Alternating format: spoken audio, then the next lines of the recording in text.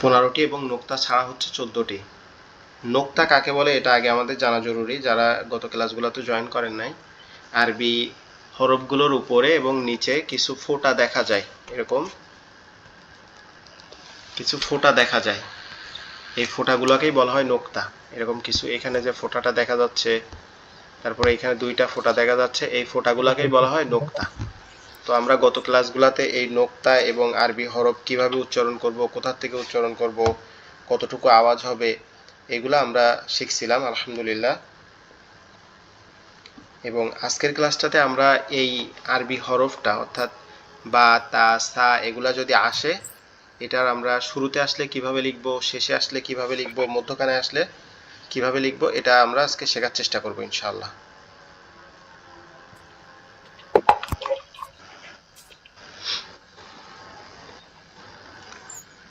প্রথমে আলিফ হরফটা আমরা খেয়াল করি। আলিফ যে হরফটা আছে, আচ্ছা আমরা নিচে এখানে ফাঁকা জায়গা এখানে লিখি। আলিফ যে অক্ষরটা আছে এটা এরকম দেখতে।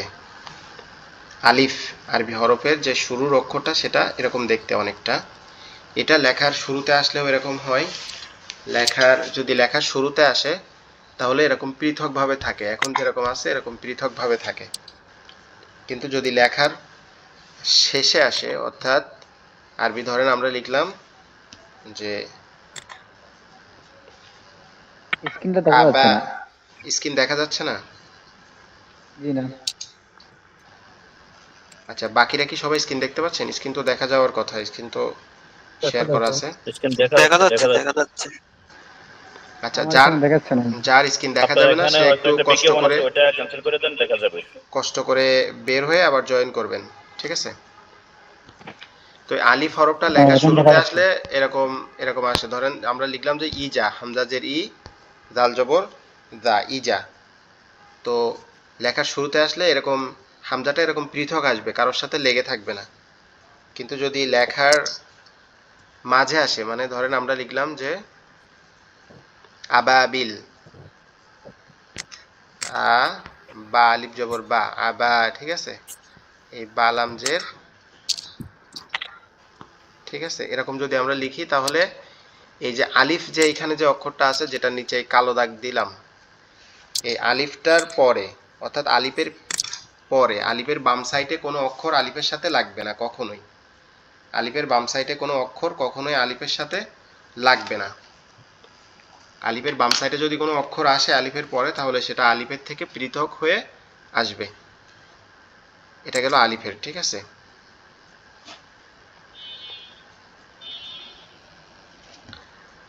এরপরে আমরা যদি দেখি যে বা, বা এর ক্ষেত্রে আমরা বাটা খেয়াল করতে পারি। আলিফের এইটাই নিয়ম যে আলিফ শুরুতে আসলে পৃথক আসবে এবং শেষে আসলে পৃথক আসবে।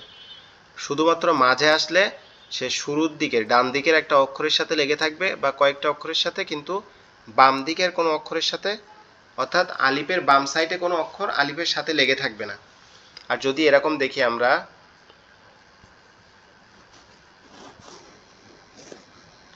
ধরেন আমরা এটা বা ধরলাম, এটাকেও বা ধরলাম, এটাকে তা দিলাম, এটাকে ইয়া দিলাম, আর মাঝখানে এটাকে আমরা কখনোই আলিফ বলতে পারবো না। যেটা দুয়ে পাশে অর্থাৎ দুই সাইড, ডান সাইড এবং বাম সাইড দুই সাইডে যেটার সাথে অন্য অক্ষর লেগে থাকবে সেটা হচ্ছে লাম, সেটা হবে লাম। কিন্তু যেটার এক পাশে লেগে থাকবে সেটা হবে আলিফ। ওকে, আমরা আলিফ দেখলাম। এরপরে আমরা দেখব হচ্ছে বা, যে আমরা বাটা কিভাবে চিনবো এবং বাটা কিভাবে হবে।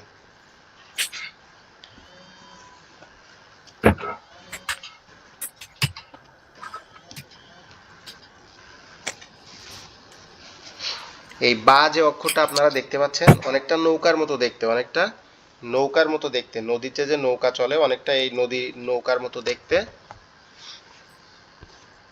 নিচে একটা কি আছে, নোক্তা আছে, নদীর নৌকার মতো দেখতে নিচে একটা নোক্তা আছে, এটাকে বা বলা হয়, এটাকে বা বলা হয়। এই বা হরফটা যদি লেখার শুরুতে আসে তাহলে এরকম একটা দাঁত আসবে, যদি মাঝে আসে মাঝে এরকম একটা দাঁত আসবে এবং শেষে আসলে এরকম পরিপূর্ণ অবস্থায় আসবে। যদি শুরুতে আসে, অর্থাৎ শুরুতে আসলে এরকম একটা দাগ আসবে, তার নিচে একটা নোক্তা হইলে সেটা হচ্ছে বা। আর যদি মাঝে আসে তাহলে এরকম একটা দাগ আসবে, যদি নিচে একটা নোক্তা হয় তাহলে সেটাও বা। আর যদি শেষে আসে তাহলে এরকম পরিপূর্ণ অবস্থায় আসবে, এরকম ভাবে।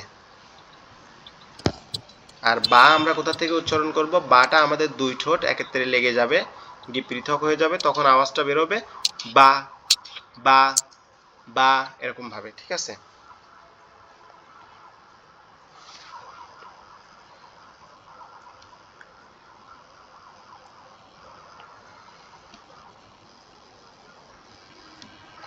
এরপরে যদি আমরা তা দেখি, তা অক্ষরটা, তা অক্ষরও বা এর মতো দেখতে সেম, কিন্তু উপরে কি?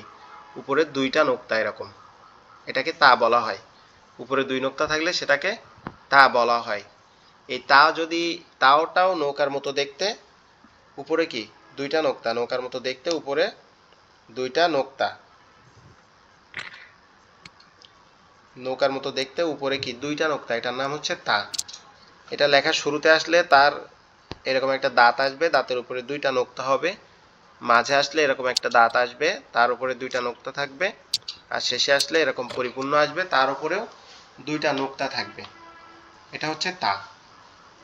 আবার যদি এরপরে যে অক্ষরটা আছে সেটার নাম হচ্ছে সা। এই, আচ্ছা একটু বলি যে তাটা কোথা থেকে উচ্চারণ হবে। তাটা হচ্ছে আমাদের জিহ্বার আগা, সামনের দুই দাঁতের গোড়ার সঙ্গে। জিহ্বার আগা সামনের দুই দাঁতের গোড়ার সঙ্গে লাগবে। জিহ্বার আগাটা সামনের দুই দাঁতের গোড়ার সঙ্গে লাগবে, লেগে উচ্চারিত হবে তা তা তা, এরকম ভাবে।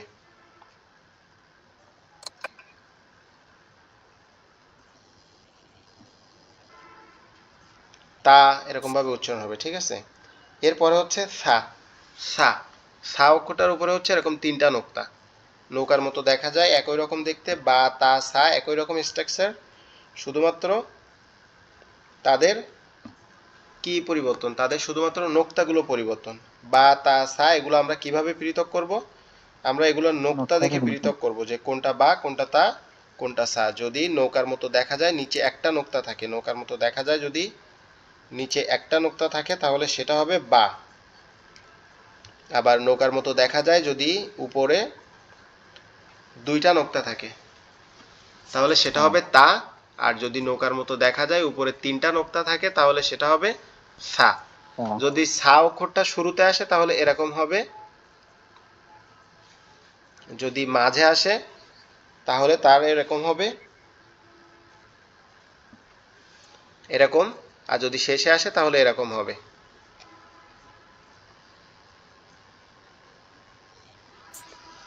আপনারা যারা দেখতেছেন, আপনারা স্ক্রিন দেখতে পাচ্ছেন তো? না, স্ক্রিন দেখতে বা আমার কথা শুনতে কোনো সমস্যা হচ্ছে কি?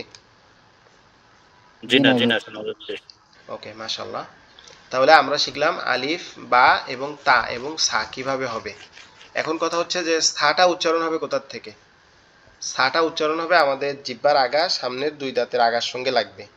জিহ্বার আগা সামনের দুই দাঁতের আগার সঙ্গে লাগবে, লেগে একটু নরম আওয়াজে হবে সা সা সা, এরকম ভাবে। এরপরে যেটা সেটা হচ্ছে জিম। এরপরে যেটা সেটা হচ্ছে জিম। এই জিমটা হচ্ছে অনেকটা কাচির মতন দেখতে। আমরা যে ধানের মৌসুমে আমাদের এলাকাগুলোতে ধান কাটি আমরা, অনেকটা এরকম কাচির মতো দেখতে জিহ্বাটা। এই যে ইটা অনেকটা কিসের মতো দেখতে? কাচির মতো দেখতে এই জিমটা। কাচির মতো দেখতে, মাঝে একটা নোক্তা, একটা নোক্তা আছে, পেটের মধ্যে একটা নোক্তা আছে, কাচির মতো দেখতে। তার পেটের মধ্যে কি আছে? একটা নোক্তা আছে, তার নাম জিম। এখন এই কথা হচ্ছে যে জিম তো চিনলাম, কিন্তু জিমটা যদি লেখার মধ্যে আসে তাহলে কিভাবে চিনবো? যদি লেখার মধ্যে, লেখার শুরুতে আসে তাহলে জিমটা হচ্ছে এরকম ভাবে আসবে। লেখার শুরুতে আসলে এরকম ভাবে আসবে, নিচে একটা নোক্তা থাকবে, তখন আমরা বুঝবো যে এটা হচ্ছে জিম। আর যদি লেখার মাঝে আসে তারপরও এরকম ভাবে আসবে, তার আশেপাশে অন্য হরফ থাকবে। আর যদি লেখার শেষে আসে তাহলে এরকম ভাবে আসবে।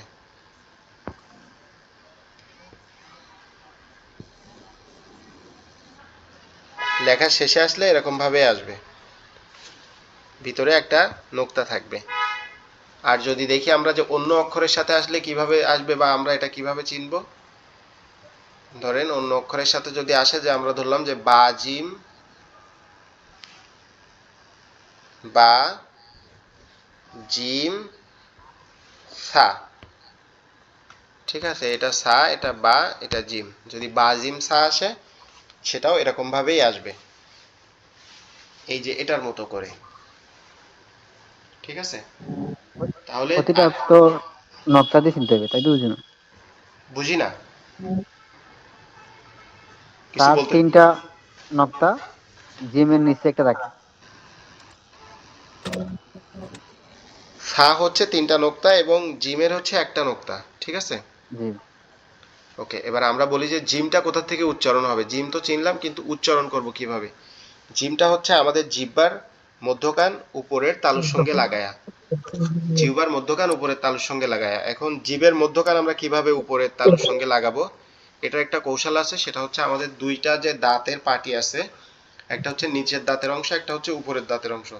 এই দুই দাঁতের অংশ কি করতে হবে, একসাথে চেপে রাখতে হবে, একসাথে চেপে, অর্থাৎ দুই দাঁতের অংশ একসাথে চেপে রাখতে হবে, রেখে একটু শক্ত আওয়াজে বলতে হবে, জিম জিম জিম, এরকম ভাবে হবে। জিম, তো জিম। শুরুতে আসলে কেমন হবে, শেষে আসলে কেমন হবে এবং মাঝে আসলে কেমন হবে, আশা করি আপনারা বুঝতে পারছেন এটা।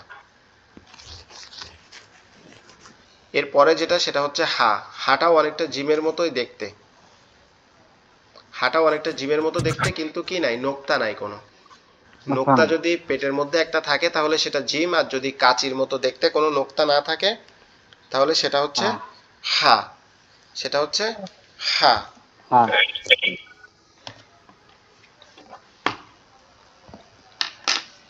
এই হাটাও লেখার শুরুতে আসলে এরকম ভাবেই আসবে, লেখার মাঝে আসলেও এরকম ভাবে আসবে, আর লেখার শেষে আসলে ঠিক এরকম ভাবে আসবে, ঠিক আছে।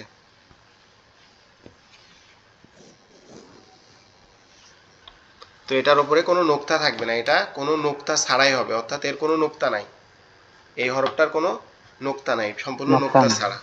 এটার আওয়াজটা একটু কঠিন, এটার আওয়াজটা একটু কঠিন। দেখেন এখানে আমরা নিচে যদি খেয়াল করি যে বা হা সা, নিচে কোনো নোক্তা না থাকলে সেটা কি হয়ে যাবে, সাথে সাথে হা হয়ে যাবে। এটার আওয়াজটা কিভাবে হবে, ও, এটার আওয়াজটা হচ্ছে আমাদের গলার যে অংশটা আছে, আমি ক্যামেরাটা অন করি তাহলে আপনারা বুঝতে পারবেন।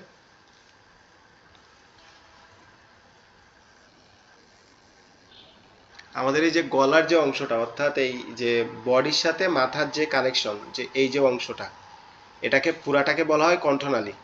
এই পুরা অংশটাকে বলা হয় কণ্ঠনালী। এটা তিনটা ভাগ, একটা হচ্ছে শুরু, মধ্যকান এবং শেষ, মাখরাজের নিয়ম অনুযায়ী। তো শুরু হচ্ছে আপনার এখান থেকে, মানে বডির সাথে যে অংশটা লেগে আছে, বডির সাথে যে অংশটা লেগে আছে এটা হচ্ছে শুরু। আর আমাদের গলার যে হুড়কুনি বলা হয়, অনেক অঞ্চলে বলে, যেটা উঁচু অংশ আর কি, এটাকে, এটা হচ্ছে মধ্যকান। আর যে অংশটা আমাদের এই যে মাথার সাথে লেগে আছে এটাকে বলা হয় শেষ। তো এই যে হাটা, হাটা হচ্ছে মধ্যখান থেকে হবে, মধ্যখান থেকে উচ্চারিত হবে। অনেকটা আমাদের এলাকাগুলোতে যে আমরা দেখি অনেক সময় যে হাঁস পাওয়া যায়, বিশেষ করে শীতের সময় হাঁস খাওয়াটা বেশি প্রচলন বাংলাদেশে।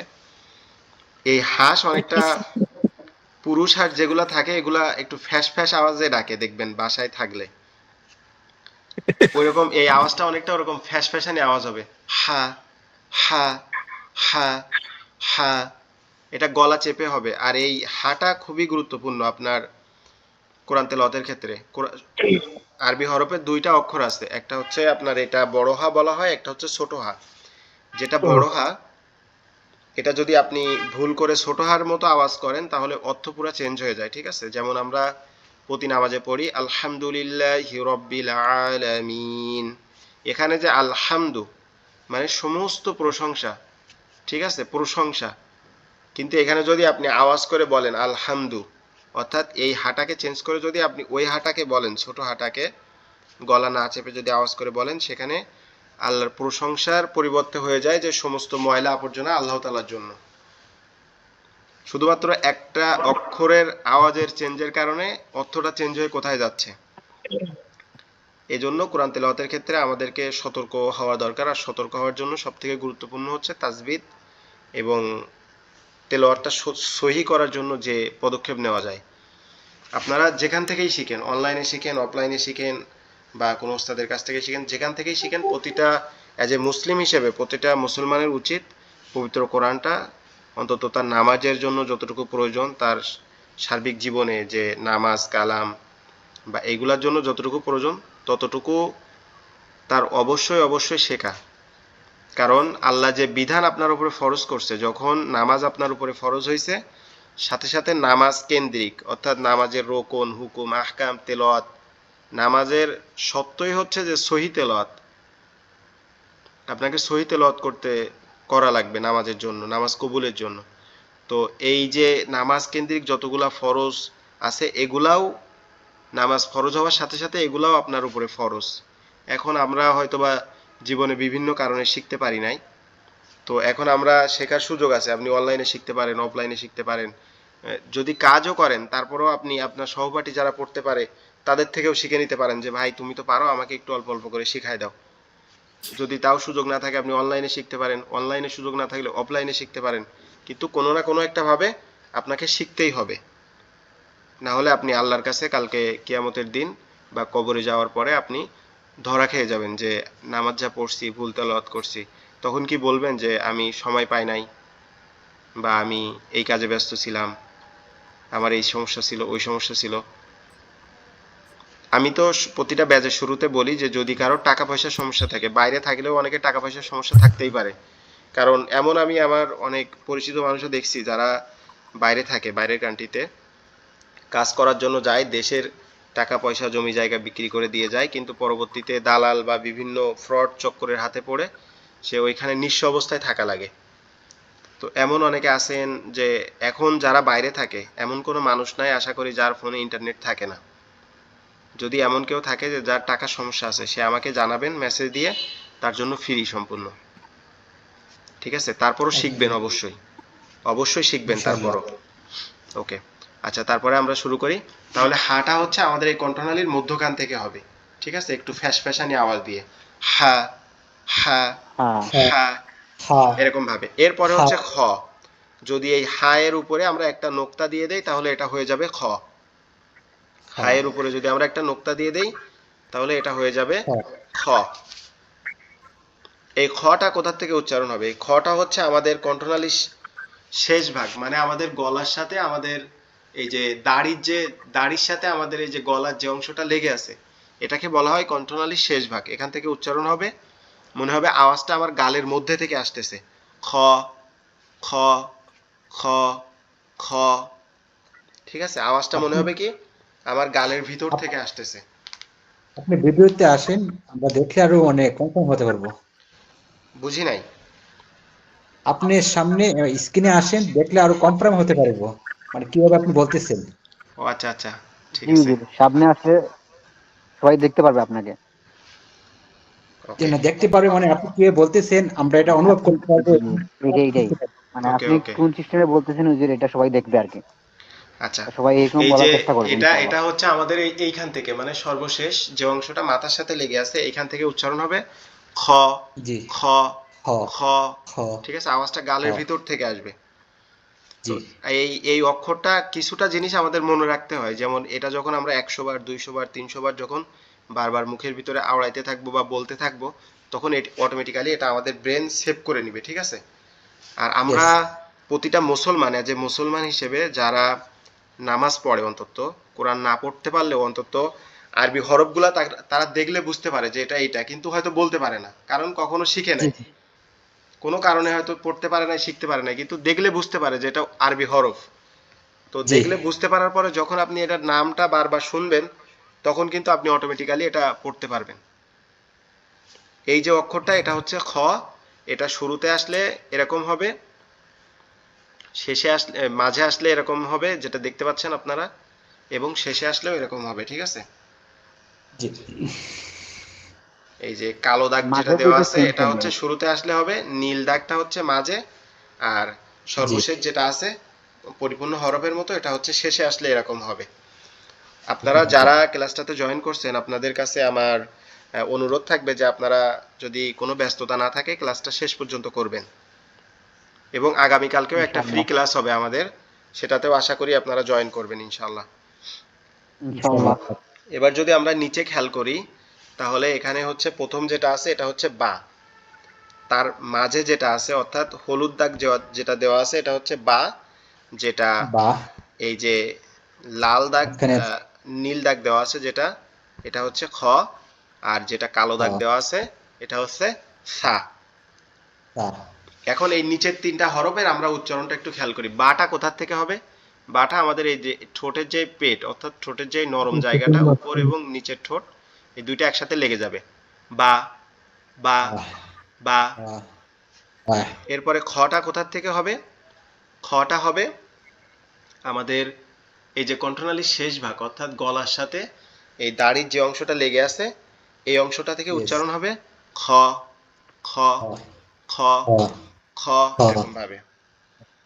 এরপরে আমাদের যে সর্বশেষ যে অক্ষরটা আমরা দেখতে পাচ্ছি এই তিনটা অক্ষরের মধ্যে, সেটা হচ্ছে সা। তা। সা, সাটা কিভাবে উচ্চারণ সা। হবে? আমাদের এই জিহ্বার আগা, এই জিহ্বার আগাটা সামনের দুই দাঁতের, সামনের দুই দাঁতের আগার সঙ্গে লাগবে, লেগে উচ্চারিত হবে সা সা আহ, সা আহ, সা, আহ, এভাবে। yes, আশা করি এভাবে যদি অক্ষরগুলো আপনাদেরকে বুঝাই তাহলে আপনারা ইনশাল্লাহ ভুলবেন না বা শিখতে পারবেন। ইনশাআল্লাহ।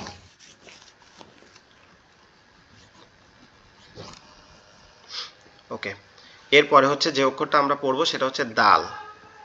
দাল, এই যে আমরা অনেক সময় মাছ খাই, মাছের মাঝের যে কাঁটাটা অর্থাৎ একটা আস্ত মাছ, ধরেন এটা একটা আস্ত একটা মাছ আছে এরকম। এখন এই মাছের এটা হচ্ছে পেটির অংশ। এই yes, এই যে নিচের এই হলুদ যে পেটির অংশটা কেটে নেওয়ার পরে উপরের যে অংশটা থাকে, এই অংশটার কাঁটাটা অনেকটা এরকম টাইপের হয়। এই যে কালো এবং হলুদ যে দাগটা দিয়েছি, অনেক সময় yes, এরকম ধরনের এরকম হয়। হয়। তো এরকম ধরনের হইলে এই যে যেটা আছে এরকম ধরনের, এইটার নাম হচ্ছে দাল। ডাল, আর যদি এরকম ধরনের থাকে, তার উপরে যদি একটা নোক্তা থাকে, তাহলে সেটার নাম হচ্ছে জাল। সেটার নাম হচ্ছে জাল। জাল, যদি এরকম থাকে, কোনো নোক্তা না থাকে, তাহলে সেটা দাল, আর যদি নোক্তা থাকে তাহলে সেটা জাল। জাল। এখন এটা লেখার শুরুতে আসলে কেমন হয়? এটা লেখার ধরেন আমরা লিখলাম যে দাব্বারু, তাহলে এরকম হবে দাল, এই এটা হচ্ছে দাল বা জবর দাব, বা জবর বা, র পেশ রু। জাল, ঠিক আছে, আমরা এখন তো জবরজের পেশ এগুলো সবাই বুঝবেন না যারা মোটেই পড়তে পারেন না, কিন্তু কেমন হবে আর কি এটা দেখানোর জন্য আপনাদেরকে এটা লিখছি।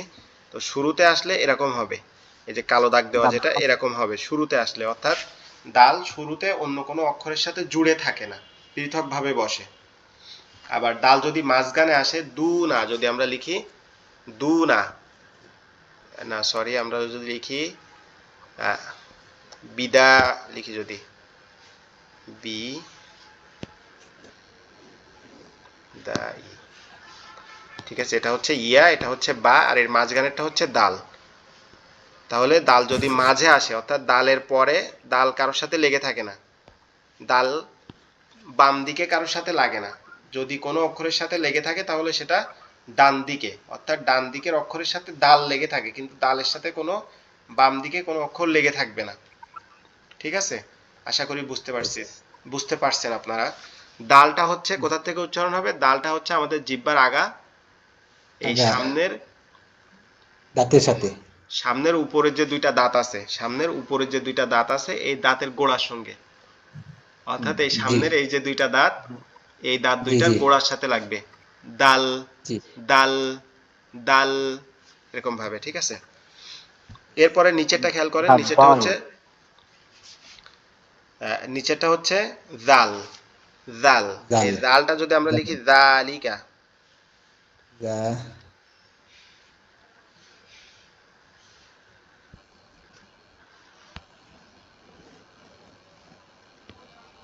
ধরেন আমরা লিখলাম জালিকা, ঠিক আছে, তাহলে এটা যদি শুরুতে আসে, এটাও সেম দালের মতো, সেম একবারে হুবহু দালের মতো, কিন্তু শুধুমাত্র পার্থক্যটা হচ্ছে একটা ফোঁটায় আর উচ্চারণে। ফোঁটা জি একটা জি নোক্তা বেশি, আর ওটায় দালে নোক্তা ছাড়া, দাল হচ্ছে নোক্তা ছাড়া, আর জালটা হচ্ছে নোক্তাওয়ালা, ঠিক আছে?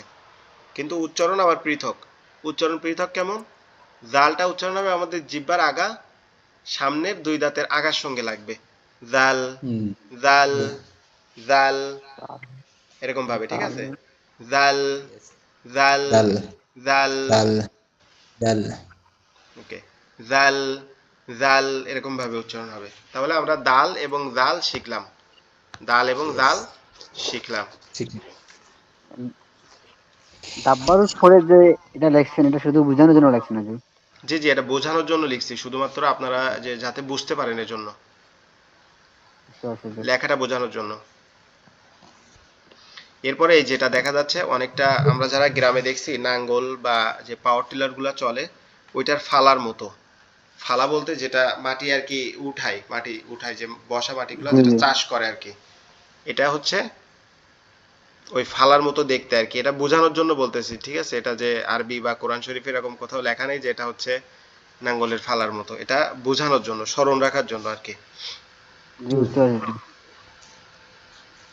উপমা, যেটা মেটাফোর বলে, মানে উপমা দেওয়ার জন্য আর কি। এই রটা হচ্ছে আপনার ডালের মতোই, লেখার শুরুতে কারোর সাথে কি হবে না, যুক্ত হবে না। যেমন আমরা যদি লিখি রসুলুন, ঠিক আছে? আমরা যদি এরকম লিখি তাহলে এটা কি, আমরা শুরুতে দেখতে পাচ্ছি যে এখানে কালো দাগ দেওয়া, যেটা এটা হচ্ছে র, রটা শুরুতে কারোর সাথে কি হচ্ছে না, শুরুতে কারোর সাথে যুক্ত হচ্ছে না, রটা শুরুতে কারোর সাথে যুক্ত হচ্ছে না। আবার যদি আমরা জি লিখি যে আরসালা, সরি এখানে না লিখে উপরেই লিখি, স্ক্রিনটা চলে গেছে হুজুর। স্ক্রিন চলে গেছে, তাহলে আচ্ছা আপনার, আচ্ছা আচ্ছা আচ্ছা নেটওয়ার্কের সমস্যা হলে অনেক সময় চলে যায়। জি বুঝতে পারছি হুজুর। ঠিক আছে, আরসালা এখানেও লিখলাম, কিন্তু এটা কি, এটা মাঝে আসছে, এটা কি মাঝে আসছে, ঠিক আছে? এটা মাঝে আসছে, দেখেন মাঝে আসলে কি হয়েছে, আর এটা মাঝে, সালা এটা মাঝে আসছে, কিন্তু এখানে কি হয়েছে, কোনো অক্ষরের সাথে লেগে নেই। এই সাইডের একটা অক্ষরের সাথে, তার ডান সাইডের, অর্থাৎ দাল জাল র ঝা, এই যে চারটা অক্ষর র ঝা, দাল জাল র ঝা, এই যে চারটা অক্ষর, এই চারটা আপনার শুরুতে কোনো অক্ষরের সাথে লাগবে না, মাঝের ক্ষেত্রে তার ডান সাইডে কোনো অক্ষর তার সাথে লাগতে পারে, কিন্তু বাম সাইডে কোনো অক্ষরের সাথে সে জুড়ে থাকবে না কখনোই, ঠিক আছে? এখন আমরা দেখি যে রটা কোথা থেকে উচ্চারণ হবে। রটা কোথা থেকে উচ্চারণ হবে, রটা হচ্ছে আমাদের জিহ্বার, এই যে জিহ্বাটা আছে এটার আগার উল্টা পিঠ, অর্থাৎ আগাটা এরকম উল্টে যাবে,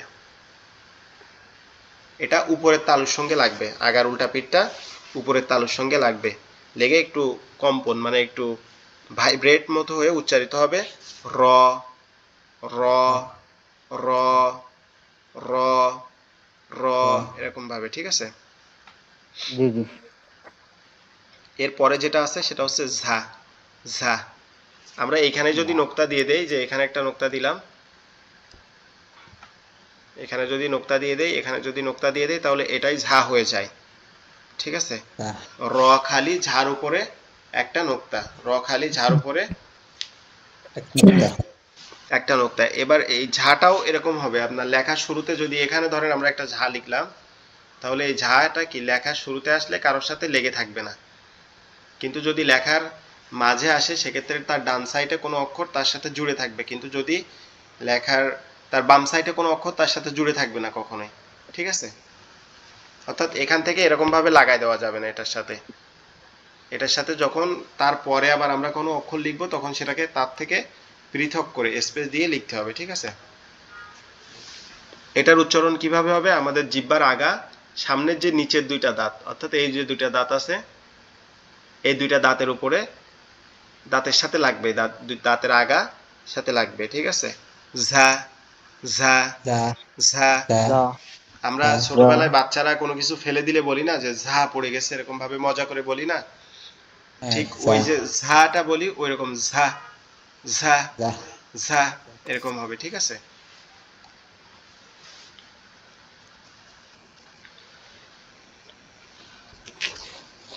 আমাদের প্রতিটা ক্লাস এরকম ভাবে আপনার স্ক্রিনে লিখে স্ক্রিনে দেখে আপনারা বুঝে বুঝে করানো হবে ইনশাআল্লাহ।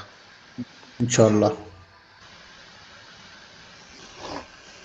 এরপরে যেটা আছে এটা হচ্ছে সিন। এরপরে যেটা আছে এটা হচ্ছে সিন। সিন। সিন, এই সিন যদি লেখার শুরুতে আসে তাহলে এরকম ভাবে আসবে। ধরেন আমরা লিখলাম সিন বা তা, ঠিক আছে? সিন বা তা সিন। লেখার শুরুতে আসলে এরকম লেগে থাকবে। যদি লেখার মাঝে আসে অর্থাৎ সিন সিন বা বা সিন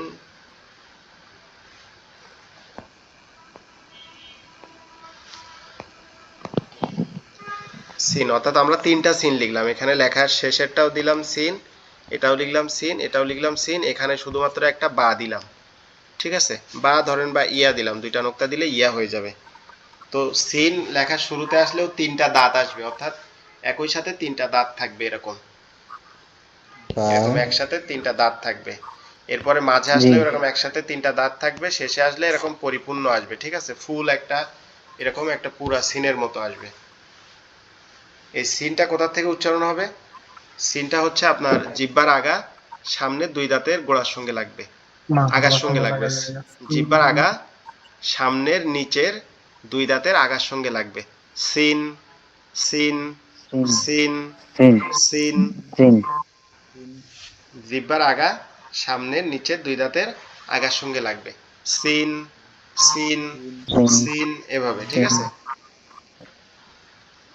এরপরে যদি আমরা শিন লিখি, সিন আর শিনের মধ্যে পার্থক্য হচ্ছে সিন খালি, সিন খালি, শিনের খালি উপরে তিন নোক্তা। তিন সিন নোক্তা। খালি, শিনের উপরে তিন নোক্তা। তিন তিন সিন খালি, শিনের উপরে তিন নোক্তা। নোক্তা।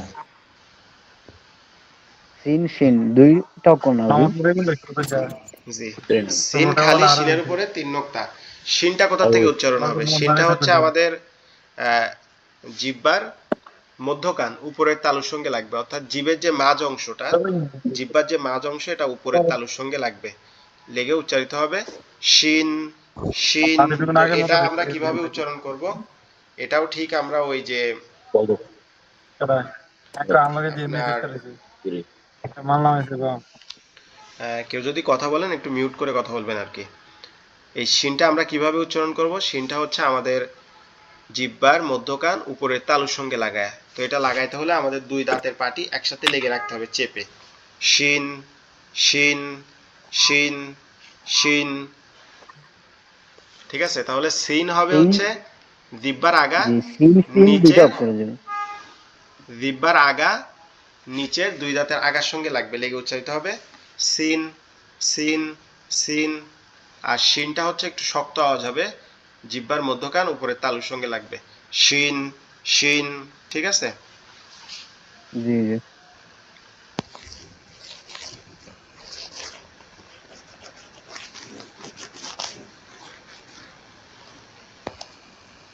আচ্ছা, এরপরে আমরা যে অক্ষরটা শিখবো সেটা হচ্ছে সোয়াদ। সেটা হচ্ছে সোয়াদ।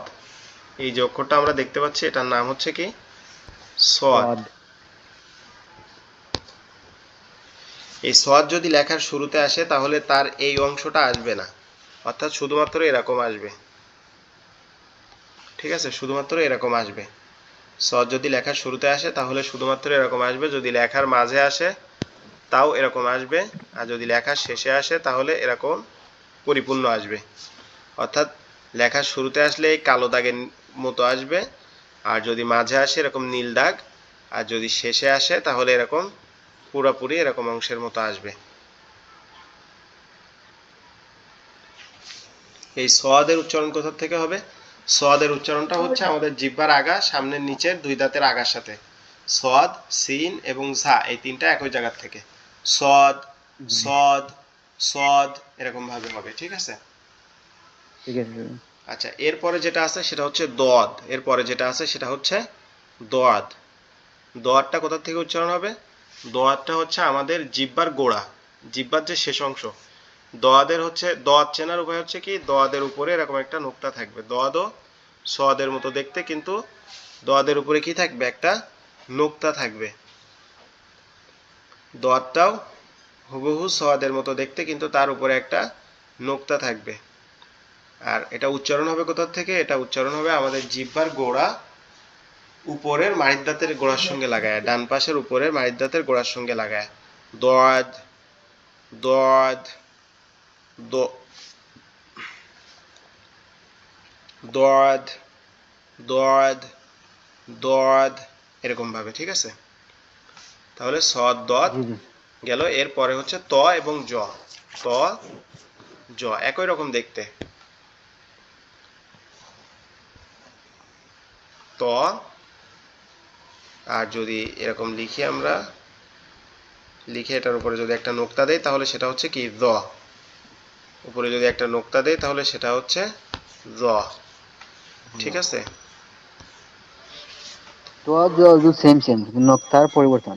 জি জি, একই রকম দেখতে, শুধুমাত্র নোক্তার পরিবর্তন। ত যদি লেখার, জি। আর এটা লেখার শুরুতে যদি এরকম আসে তাও এরকম হুবহু আসবে, লেখার মাঝে আসলেও এরকম সম্পূর্ণ আসবে, লেখার শেষে আসলেও এরকম সম্পূর্ণ আসবে।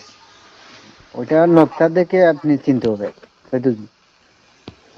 জি, এটা নোক্তা দেখে চিনতে হবে যে কোনটা ত কোনটা জ।